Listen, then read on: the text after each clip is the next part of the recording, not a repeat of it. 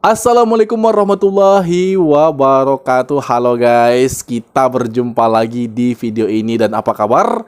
Aku berharap semoga kita semua dalam keadaan baik-baik saja, dalam keadaan sehat selalu, dan semoga juga diberikan kemudahan, kelancaran dalam segala aktivitas yang kita lalui. Amin. Oke, kali ini ada kisah menarik lainnya ya guys ya, yang cukup seru dan menarik untuk kita bahas di sini, yaitu adalah kisah pasangan bule asing asal Amerika Serikat. Yang mana guys ya, mereka ini adalah suami istri, namun istrinya ini sepertinya ada keluhan di dalam tubuhnya guys. Dia belum tahu keluhannya itu apa, tapi yang uniknya guys, mereka ini kan berasal dari Amerika Serikat. Mereka sama sekali tidak ingin memeriksakan penyakitnya itu di hospital yang ada di Amerika. Namun mereka bahkan mengambil sebuah keputusan besar, yaitu terbang ke negara Malaysia untuk berobat guys. Nah, aku nggak tahu kenapa mereka melakukan hal itu, padahal sejatinya yaitu rumah sakit atau hospital yang ada di Amerika itu tentu tidak kalah ya guys ya, secara pelayanan dan dari segi apapun ya guys. Namun dia atau mereka berani mengambil sebuah keputusan besar, yaitu berobat untuk ke negara Malaysia guys, dan terbanglah mereka ke negara Malaysia, dan di sana ternyata mereka menemukan hal-hal yang sangat mengejutkan guys, yang tentunya belum pernah mereka rasakan sebelumnya saat berada di hospital Amerika Serikat. Dan ada satu hal yang paling mengejutkan guys, yang mereka rasakan. Bahkan setelah mereka rasakan hal yang mengejutkan tersebut, mereka rela untuk menyewa apartemen mewah yang ada di Malaysia selama 1 bulan. Nah guys, sekarang tentunya aku ingin tahu ya, hal mengejutkan apa yang telah dirasakan atau juga diterima oleh pasangan bule asal Amerika Serikat ini. Oke, sebelum kita ke videonya, langkah baiknya bagi Anda yang belum support, silakan dukung dulu channel ini dengan mengklik tombol subscribe dan aktifkan notifikasi bell agar tidak ketinggalan update video terbaru dari channel ini. Jom kita langsung mereaksi video itu. Ini dia. Hey guys, welcome back to the channel. Today you've been asking for it, and we're going to be sharing with you all about our health situation here in Kuala Lumpur and how I ended up having unexpected surgery here. Yeah, we're going to plan here to tell you what happened, how you can do it, and what we would do differently through this whole process, because we both had things done. So we're going to go over everything that you need to know about healthcare in a foreign country. First of all, our situation though. Our situation is that we do have global health insurance through IMG. It does have a $5,000 deductible, and we pay $240 a month for that. And an important part is that we've only had this insurance now for about 4 months. So that will come in later on as an important thing. Kuala Lumpur, Malaysia is where we are, and it is known among expats as being a great place to get health care, get your health checkups done.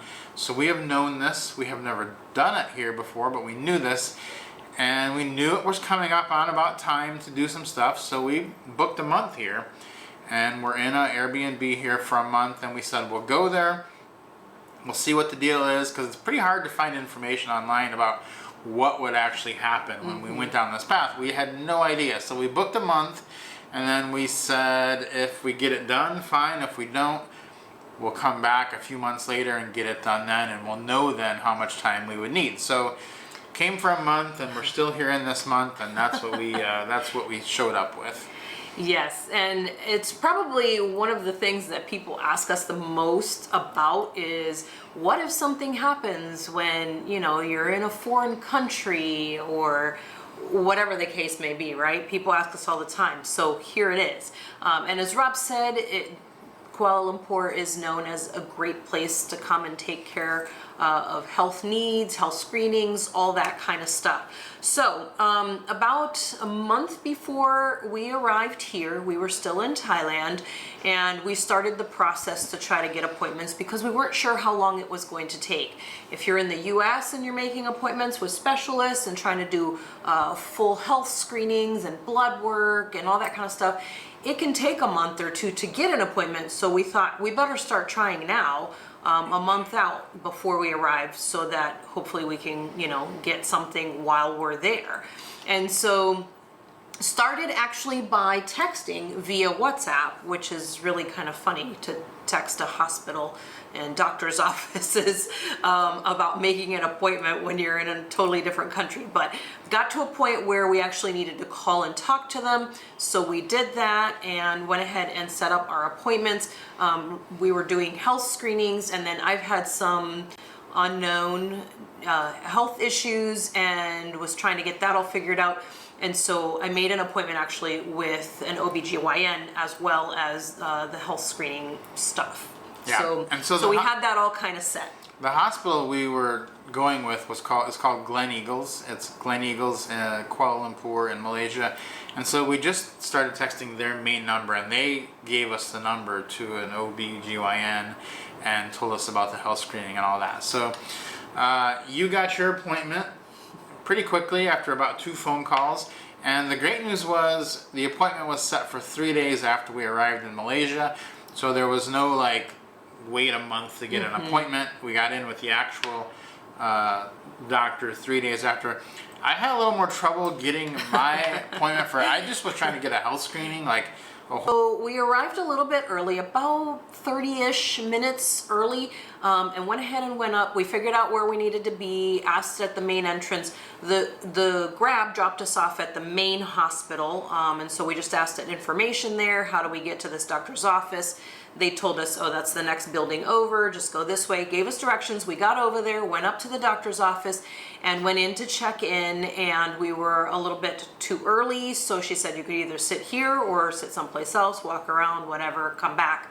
So we did. We left, and we just went down and sat down in the waiting area of the actual building that we were in. There were several other people there waiting as well for other doctors, I think. And so after waiting for a little bit, we went back up. At the time she said that the doctor would be back, filled out the initial paperwork for, new patient, which wasn't very much. Normally when you're a new patient, it's like, a thesis worth of papers that you have to fill out with history and all that kind of stuff. This was basically a couple of sheets that you needed to fill out and sign, just a rudimentary kind of background information and what you were there for. We were sitting there waiting, and after just a few minutes we actually heard some heels in the hallway, and the girl looked up from the desk and said, "Here comes the doctor, you can go." And the second she walked in, she started talking to us right away and said, "Come on, let's go to my office." So we walked with her back to her office, and she was asking me, why are you here? All those kinds of things, talked all those things through. And then she said, you know what? Let's take a look at this, because, I'm hearing a couple things that make me want to, get a better look at what your situation is. So she decided to do an ultrasound. She herself did the ultrasound right there in a room that's connected to her office. And so we went in there and took a look at that, and she saw that, well, she didn't see much except for one thing, a very large fibroid that was covering pretty much all of my organs and a lot of things in the front part of my body. So she said, I basically can't see much except for this big thing sitting here. She said, you don't want that sitting in there very long. You're gonna have to get that taken out. That's been in there for a while, which was really quite shocking.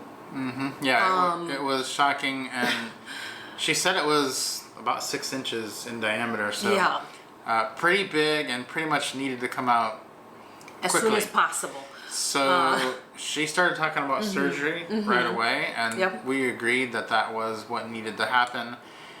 And then she said, we need to get some blood work done for you too. Just go ahead and get that done so we can be prepared for the surgery. And so instead of sending us to a lab or a tech, they had another room right next door to that one where they draw blood, and the doctor actually drew your blood herself. Exactly. Not only did she do my ultrasound, she also drew my blood. She's talking with me this whole time, giving me options, telling me, possibilities, all that kind of stuff. She wants to run the full panel. So instead of doing the health screening, she went ahead and basically ran all my blood work that I would have been doing in the health screening. So that kind of took care of 2 birds with 1 stone kind of thing.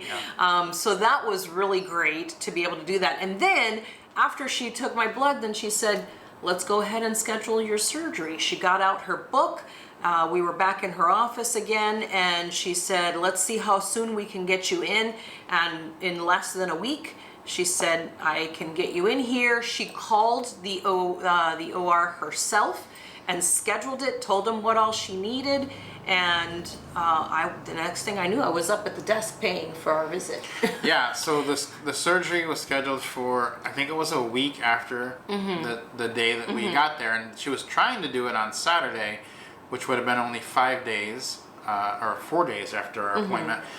But that Saturday she was already full on surgery, so it was then scheduled for Tuesday, so a week after our initial appointment.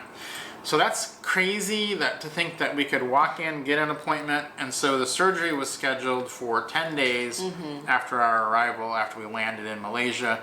We had a surgery scheduled. Pretty crazy. So we walked up to pay, didn't really know how much it would be. We knew it wouldn't be exorbitant, and it was $133 for the office visit. She spent about an hour with us doing everything, and the line items were the consultation was $48, the ultrasound was $25, and the blood work was $60. So that's not going through our insurance. We just paid cash for that without putting it through the insurance, mostly because there really wasn't just time to do that, and we could go ahead and submit it later on if we wanted to. So the surgery was scheduled for a week later. Now after that, we decided I still had not had my appointment for my health screening. We were like, oh boy, a small window where we could both eat. So we ate at 11, and then we went down to admission, and you were admitted at 1 p.m. Okay, well, first of all, I brought my bag packed when we went to the hospital for his 8 o'clock appointment because it didn't make any sense to come back and then go back to the hospital, so we figured we'll just stay at the hospital, just go around to everything together in case he needed something or whatever, so we were both there. So I had my bag packed. It wasn't a lot because, I mean, what do you really need at the hospital? They provide you with the hospital gown, so you don't really need clothes, and, you know, just basically undergarments and toiletries is what I had in there. And then just a couple things like a outlet adapter, which I did take to the hospital with me. And then, yeah, so checked in, and once I got all checked in, during the check-in process, though, they also talked to the insurance company for getting approval or pre-approval for the process to start it that way. So from the check-in area or the admission area, they took me over to the insurance area and then back to the admission area. So during that part, I went ahead and paid our deposit. They asked for a deposit. And then so we did that, paid the deposit, they processed everything, and then it was time to actually go to my room. Now, something also that is interesting is that they have all different types of room options, from shared rooms with 2 to 4 patients, to a single private room, to a premium room, to a suite, to a presidential suite. All different types of options they have, which is really so crazy that they have so many different options for you to choose from. And obviously, you know, the prices all go along with that. So I was just going to be in a single private room. I didn't need anything fancy. I was hoping to not stay for too long, so it didn't really matter. As long as I had a single room, I was pretty good with that. So once I finished all of my admission process, sat in the waiting area, and he said, you can either sit here and wait until your room is ready, or we can have a porter take you up to the International Patient Lounge. So I chose that option because I'd never heard of a hospital with an International Patient Lounge. Yeah, so there's a little brochure here about the lounge, and it does talk about in here all the services they provide, and it's stuff like language interpretation, visa application and extension. So if you get in a situation where you have to stay longer, they'll help you extend your visa, airport transfer, currency exchange, international billing. Basically, they're there to help you because they know you don't speak Malay, but that's not really an issue because I don't think I ever heard anything other than English spoken in the hospital or written anywhere in the hospital. That's one of the reasons people come here, is because English is the de facto language. Everybody here speaks English and really well. So it's not a problem at all. Probably the most, other than, you know, England or Australia, something like that, probably the country with the most English spoken of any that we've ever been to. So English not a problem, but they do have that international patient lounge, which is pretty neat and pretty good for people. Now, I did want to mention too that we did choose Gleneagles because when we were looking at our insurance, which was IMG, there's a page on their website that says, you know, it's global insurance, but you want to be in network. So they had a page that you could see what was in network, and it just so happened that Gleneagles was in network for our insurance. So that was one of the reasons that we picked it also. So while you were waiting in the International Patient Lounge, 2:45 rolled around and it was time for me to go get my review.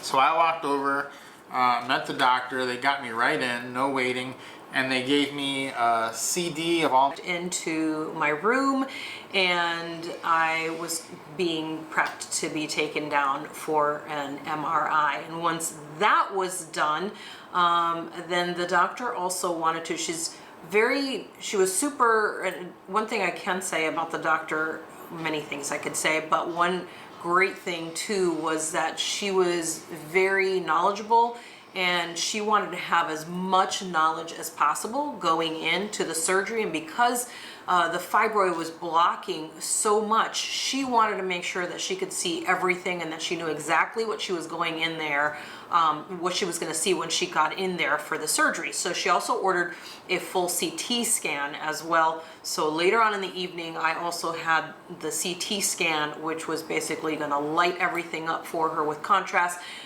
so that she could see everything and she just wanted to be as careful as possible and see as much as possible, so that when she got in there, she knew exactly what she was looking at, and it was going to make things a little bit easier for her than to discover things once she had already gotten in there. Yeah, and so the surgery was the next day at 1 p.m. and I just waited in the room. Visiting hours were 9 a.m. to 9 p.m.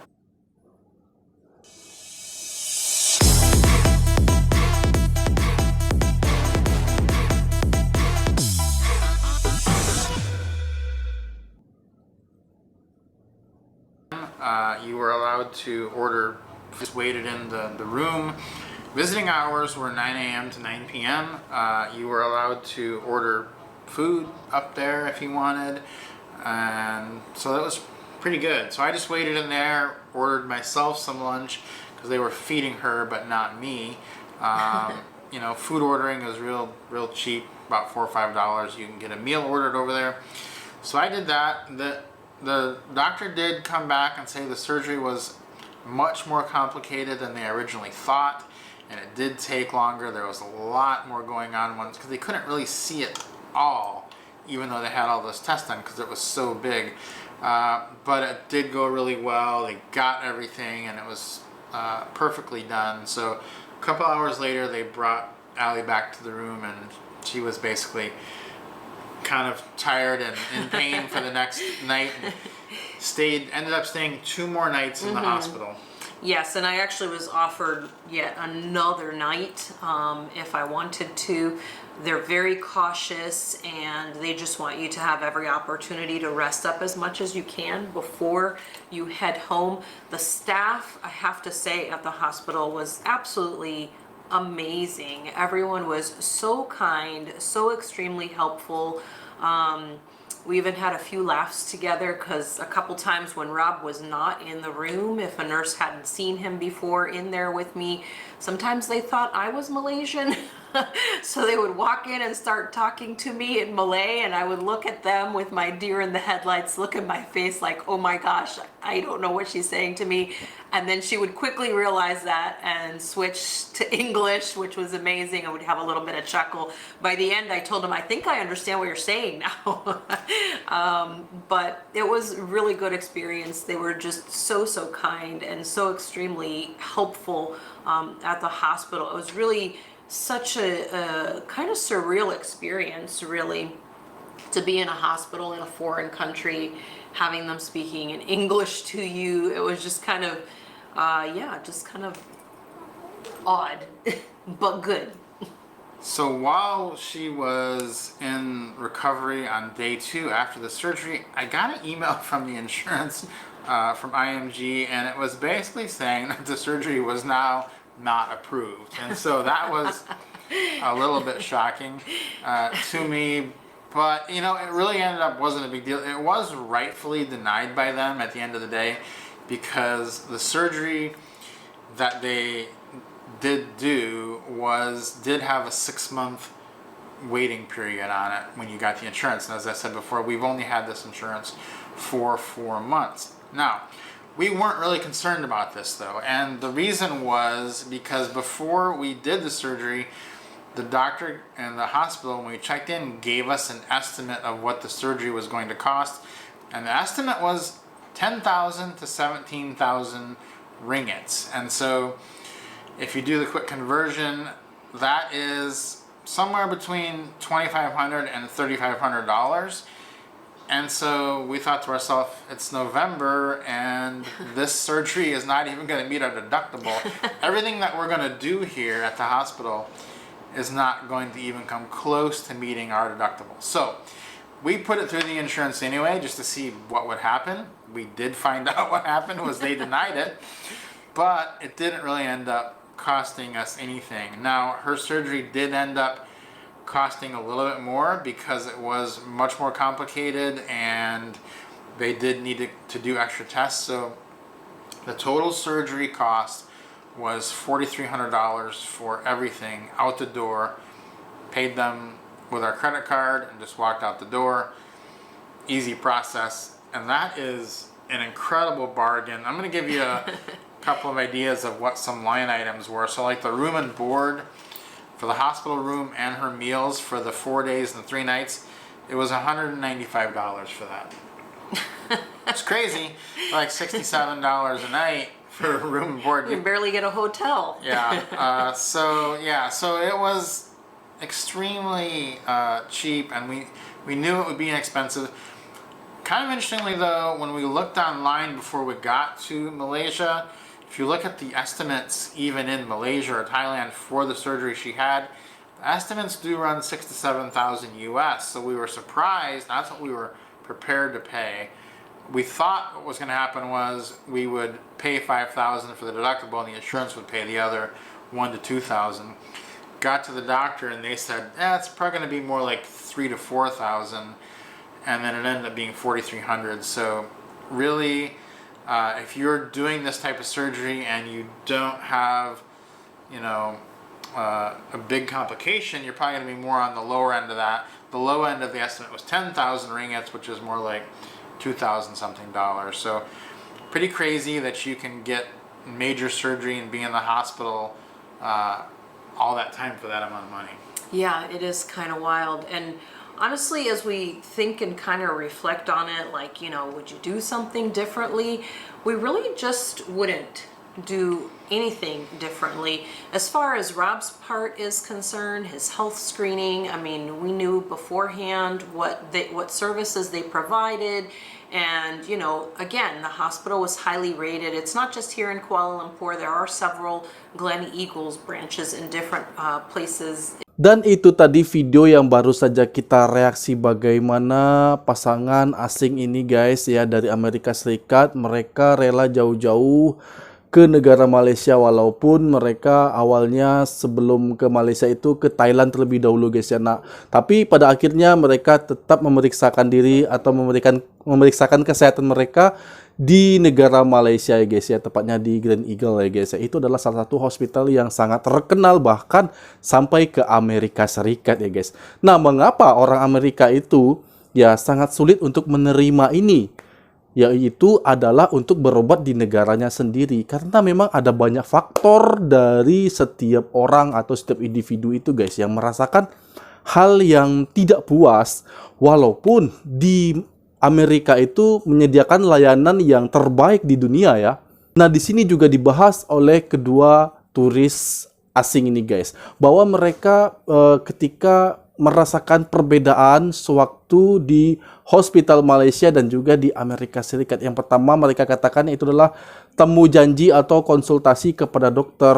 Yang mana kalau di Amerika itu, kalau kita kontak sekarang, maka 3 hari lagi kita sudah bisa bertemu atau juga konsultasi kepada dokter yang ada di Malaysia. Dan itu sangat tepat waktu ya guys ya, atau on time. Dan juga dia katakan bahwa harga yang terjangkau sudah on time, harganya juga terjangkau berbanding dari negaranya guys, yaitu Amerika Serikat, walaupun pelayanannya juga ya berimbang lah ya guys ya. Guys, demikian tadi video aku, semoga video ini bermanfaat bagi kita semua dan aku mohon undur diri, mohon maaf jika ada kesalahan kata, kesalahan sikap, aku mohon dimaafkan dan aku akhiri wassalamualaikum warahmatullahi wabarakatuh.